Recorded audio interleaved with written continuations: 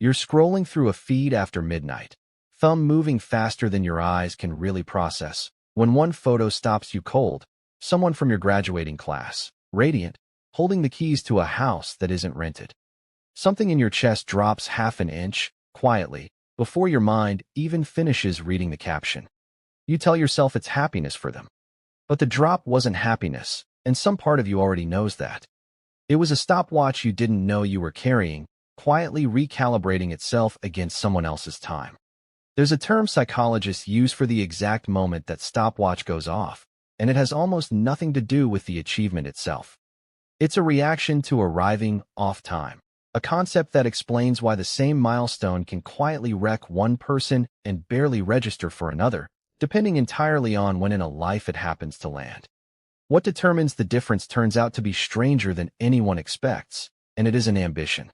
The common explanation feels almost too obvious to state. You're comparing yourself to your peers, and comparison breeds anxiety, so the fix, everyone agrees, is to simply stop comparing. Delete the app.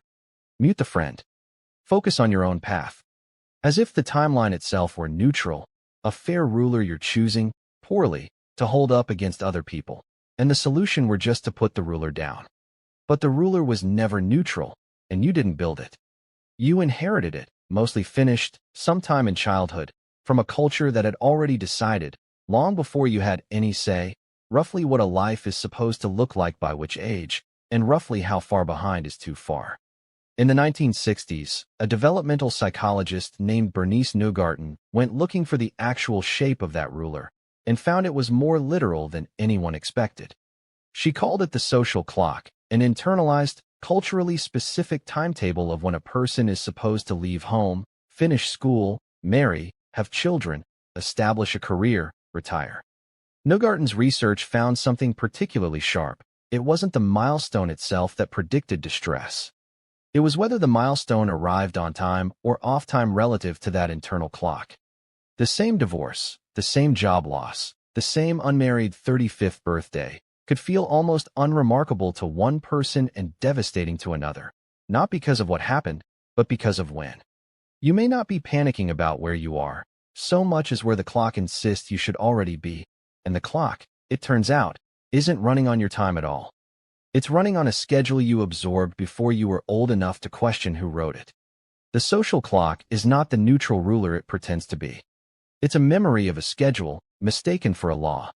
Which raises an obvious question. If this clock is just an inherited average, why does falling behind a billionaire, a celebrity, a stranger 3,000 miles away, barely register, while falling behind someone you sat next to in a 10th grade classroom can ruin an entire evening? The psychologist Leon Festinger answered a version of this question 70 years ago, long before anyone had a phone to doom scroll on. People don't evaluate themselves against everyone, Festinger found. In the absence of some objective yardstick, they evaluate themselves against whoever seems similar enough to be a fair comparison, a reference group. A stranger's fortune tells you nothing about your own potential, so it costs you nothing to witness. A classmate's fortune tells you exactly what you fear it does, that the life you might have had was, in fact, achievable by someone who started in roughly the same place you did. None of this is new, and none of it required the internet. In ancient Rome, the sequence was written into actual law.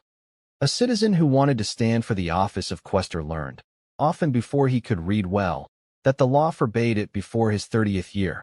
Praetor came years later, consul later still. A young man tracing his ambitions onto a wax tablet wasn't guessing at a vague social expectation. He was reading an age fixed by statute, the same way you might read a departure time on a schedule. The clock Neugarten described as invisible and internal, Rome simply wrote down and enforced with the full weight of the state. Which suggests something uncomfortable. Even when a society makes its timeline as explicit and official as a law, it remains, underneath the marble and the statutes, an invention, a story about order that people agreed to enforce, not a fact discovered in nature. But even Rome's law only explains why a timeline can feel official. It doesn't explain why missing it feels like losing something bigger than the missed event itself, why behind so often feels less like a fact and more like a verdict on who you are. Here the psychology goes one layer deeper than comparison. Researchers who study how people construct identity, the psychologist Dan McAdams most notably, have found that most adults don't experience their lives as a collection of separate events. They experience them as a story with an implied shape, a beginning, complications, and eventually, some kind of resolution the earlier chapters were quietly building toward. A social clock isn't really a timetable of achievements. It's a plot outline. And falling behind on it doesn't just mean having less. It means suspecting the story itself has stalled, that the chapters aren't leading anywhere yet, that you might be a character whose arc simply isn't arriving. That is why the panic rarely stays contained to the actual missing item, the house, the ring, the title. It spreads sideways into everything, into sleep, into other relationships, into a quiet dread with nothing rational left to attach itself to. You're not mourning a house. You're mourning a plot. And even catching up rarely closes the gap for long. Psychologists have a separate name for the reason why. Hedonic adaptation, the well-documented tendency for a person's baseline sense of satisfaction to drift back to roughly where it started, regardless of what's been gained. By the house, and within months the ache doesn't disappear so much as relocate, quietly, to whichever checkpoint sits just past this one. The clock, once caught up to, doesn't stop ticking in relief. It simply advances. And the strange comfort hiding inside this is that the plot was never as fixed as it felt. A house at 26, then a divorce at 31. A failed company at 23, and the real one at 41. A calling discovered at 62.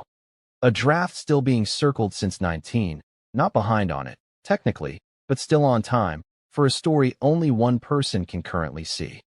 There is no consistent order that most real lives actually follow, only a composite, an average stitched together from millions of different sequences, presented back to everyone, as if it were a single path with checkpoints. Therefore the real subject here was never age at all. It was the quiet terror of being the author of a story with no guaranteed ending, and the relief, however temporary, of pretending someone else already wrote the outline, so that at least the falling behind would mean something. So look, honestly, at the clock you've been checking. Whose was it originally? A parent's, inherited without either of you ever discussing it out loud? A classroom's, absorbed simply by being the same age as 30 other children moving through the same grades at the same pace, long before any of you had chosen anything? However it arrived, you likely didn't choose it so much as receive it, the way you received a native language, and then spent years mistaking the fluency for a fact about the world instead of a fact about your upbringing. The old Greeks pictured three sisters presiding over every life, one spinning the thread, one measuring its length, one cutting it when the length ran out. It's a beautiful, terrifying image, largely because it removes all agency from the person living the thread. But nobody ever proves the sisters were measuring against a shared spool. It's just as likely, more likely, if the last several minutes hold up, that each thread was only ever measured against itself, and the sense of falling behind was a comparison invented after the fact, applied backward onto a length that was never short to begin with. Which doesn't resolve the panic. If anything, it complicates it in a new direction. If there's no shared spool, no official length to fall behind on, then the ache you feel scrolling past a stranger's good news at midnight isn't really about time management, or ambition, or discipline.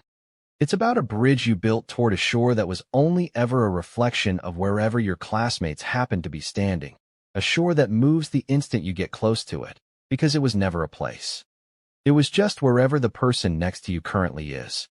So return, one last time, to the photograph that stopped your thumb at midnight, the keys, the radiant face, the half-inch drop in your chest before you'd even finished reading the caption. None of it was really about a house. It was a stopwatch built from other people's chapters, running against a story you never actually agreed to write on anyone else's schedule. Somewhere between a Roman boy tracing legal ages onto a wax tablet and a thumb stalling on a photograph at midnight, the same quiet mechanism keeps resurfacing. The fear was never really about being late. It was about being unwitnessed in the specific, private plot only you were ever writing. So maybe the sisters were never measuring your thread against anyone else's spool at all. Maybe the only hand that was ever holding the shears was yours, which leaves a harder question than falling behind ever did. If there's no one else's schedule left to catch up to, what exactly have you been running toward?